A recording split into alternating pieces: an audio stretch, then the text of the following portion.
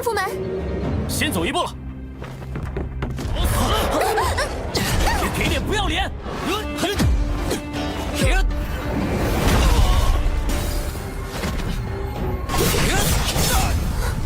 手子太过猖狂！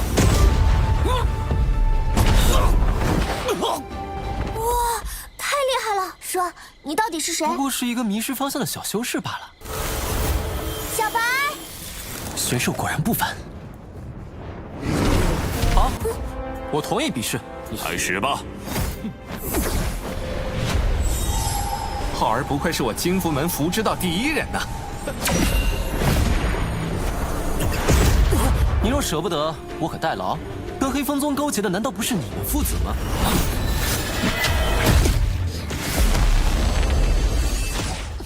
？Kembali lagi bersama Bang Jago. Seperti biasa, Mimin selalu mendoakan kalian semoga selalu dalam keadaan sehat dan dalam kondisi terbaik ya. Di video kali ini, Mimin akan menceritakan Donghua series by Lian Peiseng. Tak berlama-lama, langsung saja kita masuk ke isi ceritanya.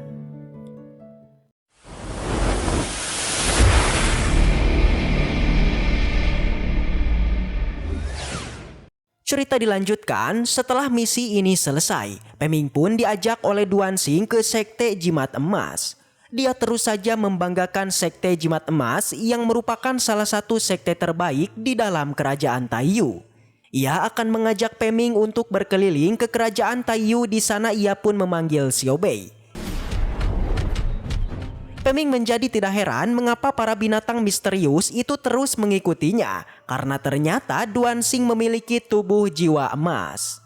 Duan Xing dan Peming pun segera memulai perjalanan mereka, sedangkan para juniornya harus berjalan kaki untuk menyusul mereka. Bisa dilihat guys, kalau Wang itu tidak begitu menyukai Peming. Ia yakin kalau pria tadi pasti terpikat dengan seniornya. Wang berencana untuk melaporkan hal ini kepada Wei Hou. Apalagi dia yakin kalau informasi ini akan sangat berharga.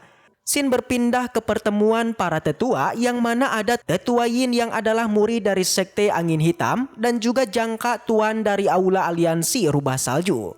Pertemuan mereka sepertinya adalah untuk menggulingkan Sekte Jimat Emas. Dengan adanya Jangke, kedua tetua yakin tidak akan ada yang berani kepada mereka. Tak lama kemudian, Wei Hou tiba. Ia meminta maaf kepada mereka karena dirinya sedikit terlambat. Tak ingin banyak bicara lagi, Wei Hou pun memberitahu kalau sekarang mereka hanya tinggal menunggu rencana dari Jangke saja. Jangke meminta untuk tidak khawatir karena aliansi rumah saljunya itu akan melakukan apapun yang dirinya katakan.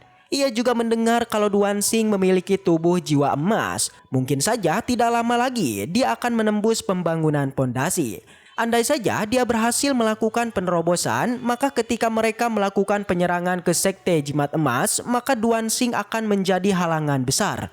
Ketua ini cukup kesal karena Wei Hou tidak memberitahukan hal ini kepada mereka.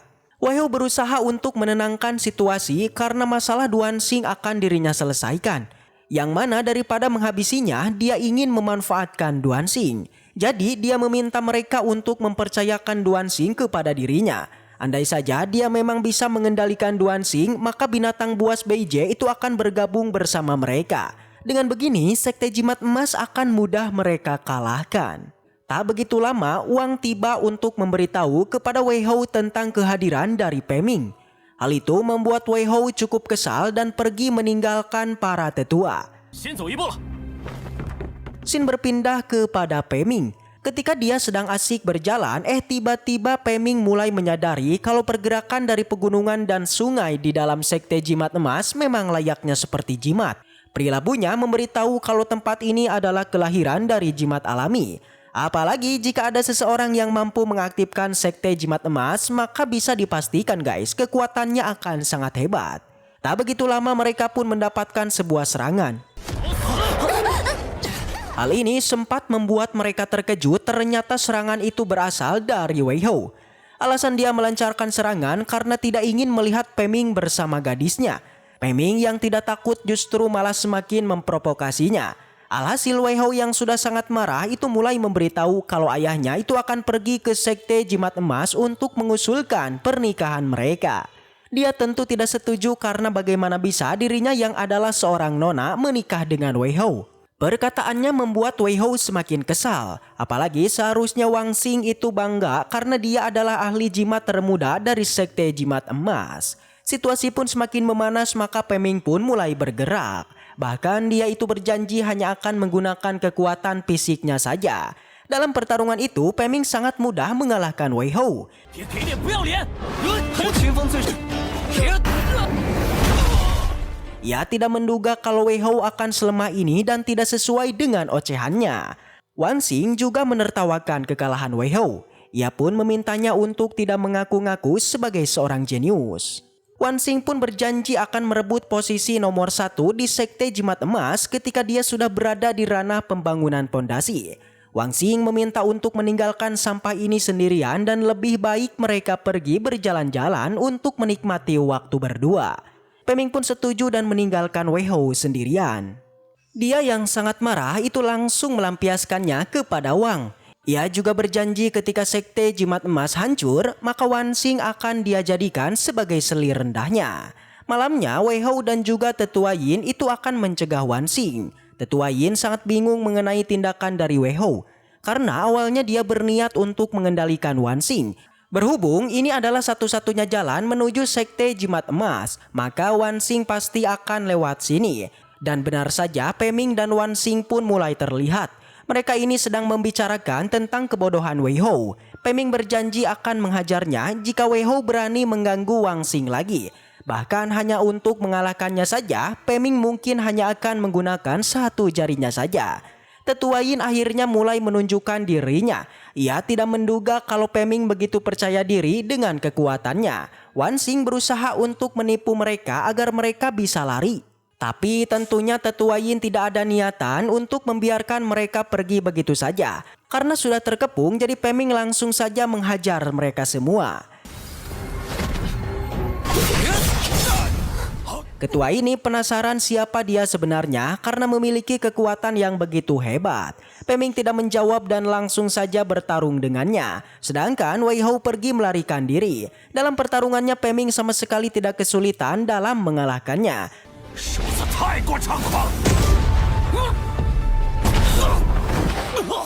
Wan Xing sangat terpukau dengan pergerakan yang dilakukan oleh Peming. Wei Hou yang mengetahui kalau kekuatan Peming berada di atas tahap pengumpulan Qi, dia pun berencana untuk melaporkan hal ini kepada ketua sekte Angin Hitam dan juga ayahnya. Pergerakannya itu sebenarnya diketahui oleh Peming guys, namun dia tidak niatan untuk mengejarnya. Dia pun yakin kalau rencana pencegatan ini adalah ulah dari Wei Hou. Setelah pertarungan usai, Wan Xing menjadi kagum kepada Peming. Yang mana barusan dia seperti enggak percaya bahwa Peming telah membantai praktisi kuat yang berada di tahap pembangunan pondasi. Jadinya karena seperti itu Wan Xing kemudian mendesak Peming untuk mengatakan identitasnya yang sebenarnya. Peming tidaklah memberitahukannya guys. Ia hanya mengatakan dirinya hanyalah pengembara yang sedang tersesat. Wan King yang sudah terpukau akan kekuatan Peming, jadinya ia pun mengajak Peming untuk tinggal di sekte jimat emasnya. Dia mengatakan bahwa di sektenya terdapat banyak sekali praktisi kuat yang hingga terdapat sebuah jimat kuno yang dinamakan jimat matahari. Sontak saja mendengar nama jimat tersebut, Peming menjadi sangatlah kaget. Ia tahu betul jimat matahari itu bukanlah jimat biasa melainkan sebuah jimat yang legendaris. Peming mengatakan kalau sebelumnya ia pernah melihat jimat tersebut yang di dalamnya tergambar sungai dan juga gunung. Wan Xing jelas menjadi terkejut bagaimana bisa Peming benar-benar mengetahui rahasia jimat itu. Menurutnya memanglah benar sekte jimat emas memiliki sebuah jimat yang sangatlah kuat. Tapi hanya sedikit praktisi saja yang bisa mengendalikannya. Peming menanyakan kepada Wan Xing apakah dia bisa mencoba jimat matahari itu. Yang jelas saja harta karun yang begitu berharga tentu tak akan diperlihatkan kepada sembarangan orang. Jadinya jika Peming ingin melihat maka Peming harus terlebih dulu gabung dengan sektenya atau setidaknya menjadi murid langsung dari ketua sekte. Tak ingin membuang waktu lagi, Wan Xing segera memanggil Xiao Bei untuk segera pergi menemui ayahnya alias ketua sekte.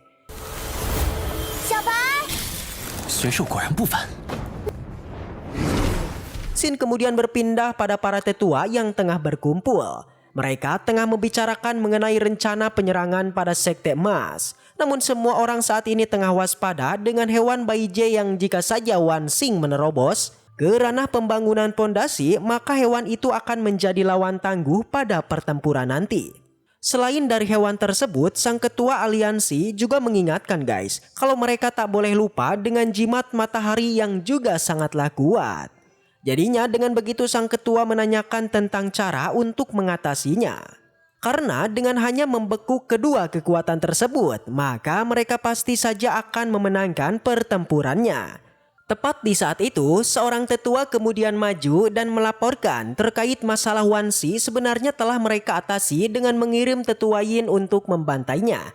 Yang mana jika Wan Xing tewas maka secara otomatis hewan Baije pastinya meninggalkan Sekte Jimat Emas. Lalu untuk jimat matahari itu akan diurus oleh tetua berbaju merah. Alhasil karena rencana sudah ditetapkan, maka dari itu sang tetua memutuskan untuk segera menyerang Sekte Jimat Emas. Di sela perundingan itu, Wei Hao kemudian tiba dengan perasaan yang begitu panik. Ia melaporkan tentang kematian tetua Yin yang telah dibantai oleh Qin Peng alias Peming. Sontak saja ketua aliansi tidak percaya bagaimana bisa ya praktisi pembangunan pondasi itu dikalahkan oleh pemurnian Qi. Tapi hal itu benar adanya. Wei Hao bahkan sampai menegaskan lagi, dia telah melihat dengan matanya sendiri kematian dari tetua Yin. Meski begitu nampaknya mereka tetap akan melakukan serangan kepada Sekte Jimat Emas. Dan di sana tetua aliansi juga memberikan sebuah tugas kepada Wei Hao agar mengurus Peming. Scene kemudian berpindah di tempat ketua Sekte Jimat Emas. Di sana tiba-tiba kedatangan Wan Xing yang membawa Peming untuk menemui ayahnya.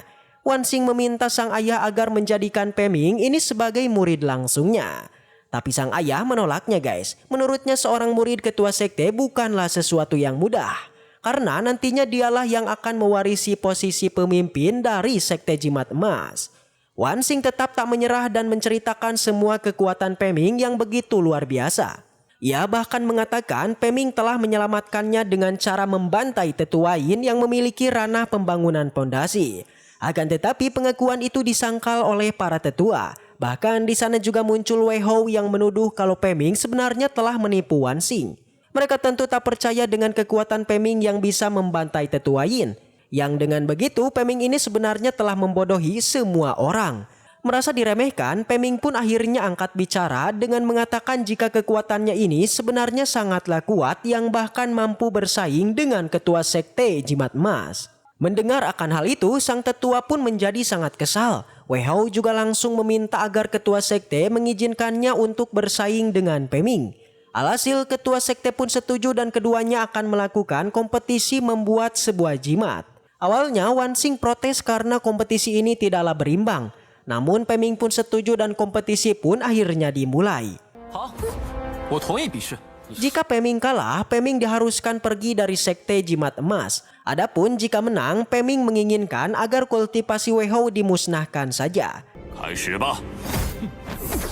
Awalnya Wei Hao sangat pede karena dia telah berhasil membuat jimatnya. Tapi seketika ia menjadi panik setelah melihat jimat Peming yang jauh melebihi dari jimatnya.